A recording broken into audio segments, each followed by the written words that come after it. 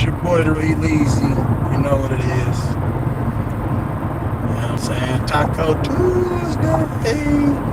Hope everybody having a blessed week. I just wanted to hop on here real quick on my way to pick my son up, take him to his game. Yep, and that's what it is. We gotta stop praising stats. Like, real talk though, y'all. Like, the game is so much more than just a stat sheet. Like, you know what I'm saying? The game is so much more than just a stat. We come out here and think that stats is the end all be all. Oh, he had 35 points, 10 assists, 16 rebounds. Like, you know what I'm saying? Those are very, very appealing and good numbers. But it wouldn't tell you the whole story though. Like, you know what I'm saying? Because you can get some garbage buckets. Like, how many of those buckets was challenged? You get what I'm saying? How many of those buckets came at the free throw line on poor basketball calls by the refs? Like, let's just keep it 100. Did you play any defense at all? I know you got 16 rebounds, but we've seen a season where Russell Westbrook averaged a triple-double for 4 seasons in a row. So that meant that the rest of his teammates just got out the way whenever the ball was up. Nobody else went to boards to get a rebound.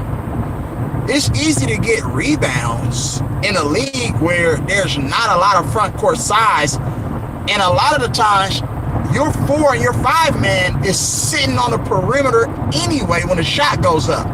They're not in the paint. You know what I'm saying? The Joker isn't coming outside that paint guarding anybody. Like, you feel what I'm saying? He's not coming out outside that paint guarding nobody and then running back in there to secure the rebound. Let's just be honest. You're sitting in the paint. You're playing really one on nothing because you're playing illegal defense. And when a shot goes up, you're already in position to get the rebound because you're the biggest person around the basket at that particular moment. Yeah, the Joker is a very good basketball player with a high IQ, but let's stop acting like the Joker is the end-all, be-all to big men. Like, you know what I'm saying? I've seen way better than that. Like, y'all keep praising this guy, though, but I'm just saying, check it out. The NBA is full of non-existence basketball. And when I say that, I mean there's no real solid inside presence anymore like it used to be. So today's Joker is the equivalent to what? Maybe a Vlade Divac or Vitas Sabonis back in the day. Big Country, Brian Reeves. The list goes on and on. The list goes on and on. If you think about it, if you put Joker back in the 80s and the 90s and the early 2000s, do you think he'll be able to last with the Zach Randolphs and the Rasheed Wallaces, Antonio McDyess, the J.R. Reeds of the world? Like, you know what I'm saying? Real power forwards. Otis Thorpe, Hakeem Olajuwons. You get what I'm saying? Think about this. Karl Malone's, the Lonzo Mournings, the Anthony Masons, Patrick Ewings. We can keep going on and on and on. The list can keep going on and on and on. The Dikembe Mutombos. I'm talking about where you can be physical with somebody and you don't have to embellish any little touch that you accumulate on the post. Like, whenever I get hit, I'm ref. But then I get to grab people's arms. I get to use my elbow and nudge people out the way and push off. But I'm rewarded with either a no call, a bucket, or a foul on the defender. Come on, man. I understand the Joker is a 2-time MVP. I understand that he leads the league in scoring as we sit right now. Let's not act like the league is, you know what I'm saying? Let's not act like the league is on a higher, you know what I'm saying, on a higher frequency than what we've seen in the past, though. The league is so watered. There's no physicality. You can't touch anybody. It's all about freedom of movement. So, of course, Guy's going to average 35 and 50, 35 and 20 in today's game. You can't touch the guy. How many of those buckets are actually earned? That's what I want to know. To where there's great defenders guarding the guy. We don't have that many. You know what I'm saying? There's not that many great defenders to make you work for a bucket. That's how you separate the great from the good, and the good from the mediocre and the okay. You know what I'm saying? Let's just keep it a buck. Charles Oakley, thank you. My bad. Forgot about Charles Oakley. Yes. Charles Oakley. You know what I'm saying? Kurt Thomas was another one, a great defender. You feel me? Joakim Noah. We could keep going on and on. The list goes on and on. When you want to talk about elite defenders, David Robinson.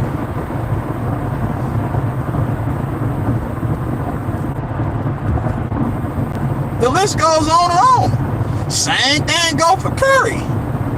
But the one thing Curry got on his side that will work for him is the ability to create shots off of his handling and being a pure three-point arsonist. We've seen players like Curry back in the day play where it was more physical. You know what I'm saying? The Mahmoud Abdul-Rauf, the Dana Barrows. You feel me? Rex Chapman. It was all kind of players that came back in the day who played at a high level but was a specialist at a particular area of their game. That's why I say Steph Curry would be able to play back in those times. Just because of his ball handling. You know what I'm saying? His ability to create shot and his shot release is so quick on the catch and shoot. That's hard to defend.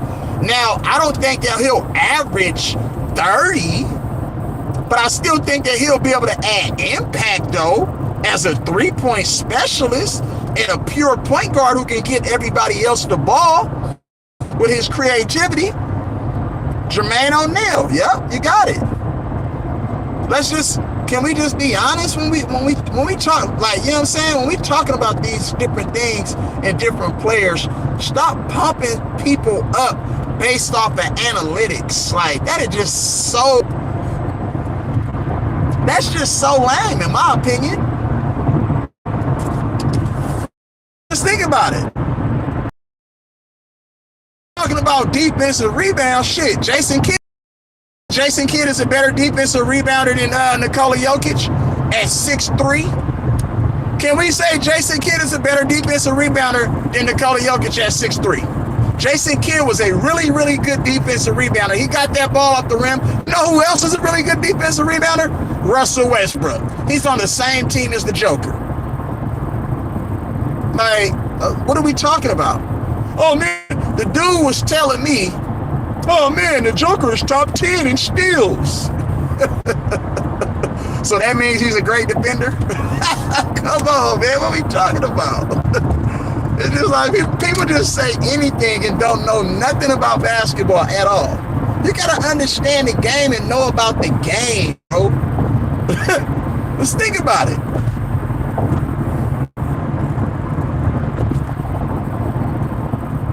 Shit, Curry led the league in 1 year steals too. Can we say that he's a defensive specialist? Can we say he was the best defensive player in the league that year that he led the league in steals? Could we honestly sit here and say that Curry was a defensive player of the year candidate because he led the league in steals? Come on, man. What are we talking about? Do you know that you can get steals if somebody else tips the ball, but if somebody else deflects the ball and you end up with the possession, you are accredited with a steal? Think about that. Now, if I tip the ball and one of my teammates grab it, they're going to give the steal to the guy that came up with the possession, not the guy who forced the turnover. Like, we know that too to be true, right? So if I poke the ball from behind somebody when he's driving right past me and I poke it and my teammate get it, he's going to get accredited with the steal in that situation. But I get accredited with what? Just the deflection, I guess? Come on, man. What are we talking about? Can we talk real hoops, bro? Real hoop. Not no fantasy world where you be like, I'm a fan of this team, so I'm going to make sure that I make a point that goes with whatever narrative that I'm out here creating. It's okay. You don't, just because you're a fan of a team, bro, and that's your team and that's your favorite player, that doesn't make them exempt from any criticism and being honest, bro. Why we don't like to be honest no more? I'm not going to sit up here and say Stephen Curry is the best motherfucking player in the league just because I'm a Warrior fan and he's one of my favorite players in the league. I'm not going to sit up here and say, oh, Stephen Curry. No, Stephen Curry leads the league in turnovers. And he's been doing that shit for the last 10 years, those dumbass one-hand passes.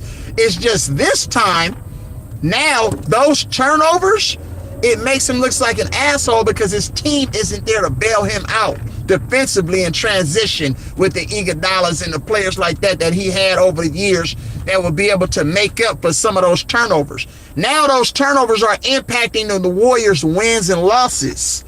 You feel me? Them dumbass passes that they be doing because Steve Kerr gives them too much freedom to play basketball. Protect the possession. You can lose by one possession in a ball game. So one turnover can be costly to the motherfucking outcome of the game. You feel what I'm saying? Yes. Willis, what's good with my guy? Hold on, Willis. Let me see.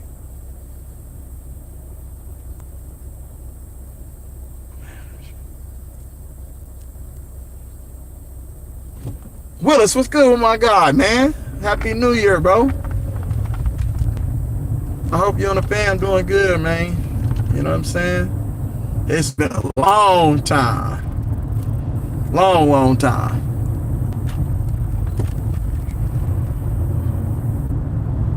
You know what it is. These people, I mean, I don't know. The Joker is a good basketball player. But can we stop acting like he's just like a god? Like, you know what I'm saying? He's a good basketball player, bro. Like, what else you want me to say? But I'm not gonna sit up here and cap for him. He has issues in certain areas too. You feel what I'm saying? I'm just saying. Let's just be honest. Yes, he does do his thing. Is he gonna win another championship? I doubt it.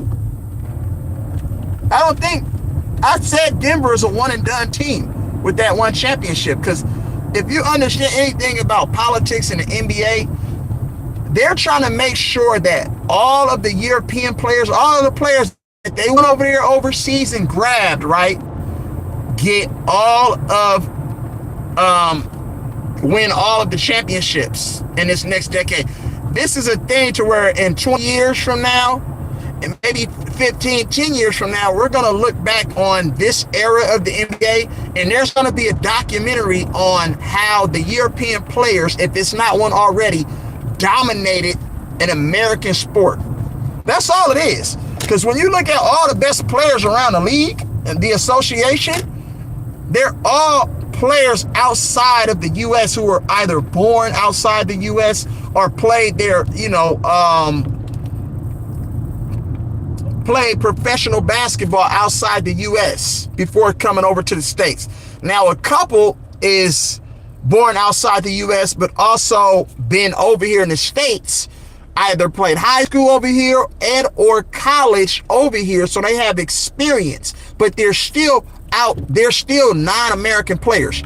Just because you're, born over here, you're not American, bro. Or just because you're born somewhere else and you come over here and play most of your basketball, career over here, that doesn't make you American, cuz. It just doesn't. You're from out of the States. Let's just keep it 100. Like, you know what I'm saying? And that's exactly what they're doing.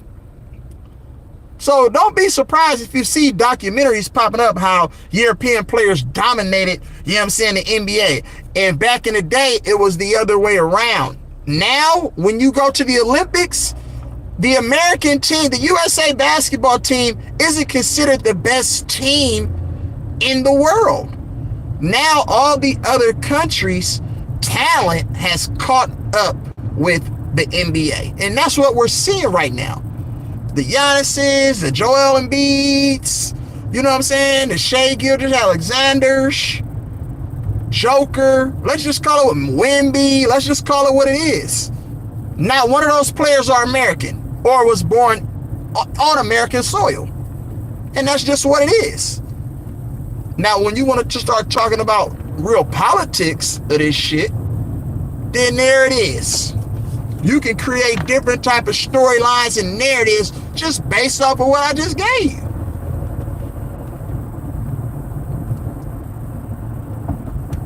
The top fucking 4 draft picks of last year's draft were all born outside of the States.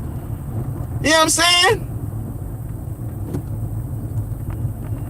Rashashir, fucking Alex Sard. Like, do we have to keep going, bro? All of these players, those were lottery picks, bro. The first 4 picks of the fucking draft.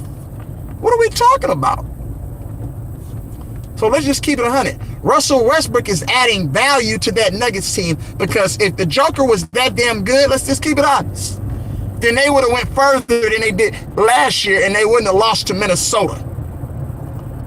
They wouldn't have got bounced by Minnesota. You know why they lost to Minnesota? Because Minnesota ran their ass into the ground, and guess what? Michael Porter Jr., Jamal Murray, and Nikola Jokic could not guard anybody. Let's just keep it 100. Karl Anthony Towns, who plays on the perimeter too, at times is a better, more consistent three-point shooter than the Joker, lit his ass up and then took his ass on the block and did work to him on the block. Let's just be honest. But they were born built like an NBA player. Okay, however you want to twist it, whatever spin you want to put on it, go ahead. You know what I'm saying? Come on, man. Whatever spin you want to put on it, you can put whatever spin you want to. I understand that they're growing the game globally. Man, if it wasn't for if it wasn't for the NBA wanting to take an initiative to grow the NBA abroad, shit, them motherfuckers would be training to go to war. They wouldn't be playing no motherfucking basketball. I can tell you that right now. You know what I'm saying? Because there's money and power in, you know what I'm saying, playing these sports. Football, basketball, there's money and power that comes with that. You know what I'm saying? There's a whole bunch of agendas also that come with that, and a whole lot of propaganda. You know what I'm saying? But you got to understand all of this shit to know. See, we watch the game from a fandom, you know what I'm saying, being a fan of these sports, but we don't really know what's going on. You know what I'm saying? You don't really know what's going on. These dudes are chosen, bro. You feel what I'm saying? Because before the Joker, it was Yusuf Nurkic. Remember, exactly. Before the Joker, there was Yusuf Nurkic. We didn't even know who the Joker was. It was Yusuf Nurkic. The only reason Joker got an opportunity is because Yusuf Nurkic got injured. And he's been battling injuries ever since. And that's why they traded him to Portland. Because once he got in the game, they was like, oh, damn, this dude can actually play. You know what I'm saying? Oh, damn. And then when you build confidence, it's like, oh, okay. And then when the league kind of caters to your style of play, then it's a whole nother ball game. Think about if the league didn't allow a lot of these European players to get away with travel, step back, flopping, pushing off, and they were actually calling a lot of this stuff as illegal infractions. You get what I'm saying? Then their numbers will go from all the way up here, all the way down here. And then it'll be a point to where, man, I can't even play you. You feel what I'm saying? Because you don't really have no real hoop game. Think about it. Just think about it. That's just what it is. But I gotta pick up these children, man. I just wanted to come on here and grace you with my presence. Willis, my bad, bro. Willis, text me, bro. You still got my number. I should still have your number, but you know these phones are tricky. When I get a new phone, they delete some of my contacts, and I don't know why, because it should be saved in my Google. But I'm gonna reach out to you, bro. I'm gonna get with you. But salute to all my people, man. You know, love, live, life, smile, cry, laugh, like, share, subscribe, man. You know what it is. Real E-Leezy, man. We gone.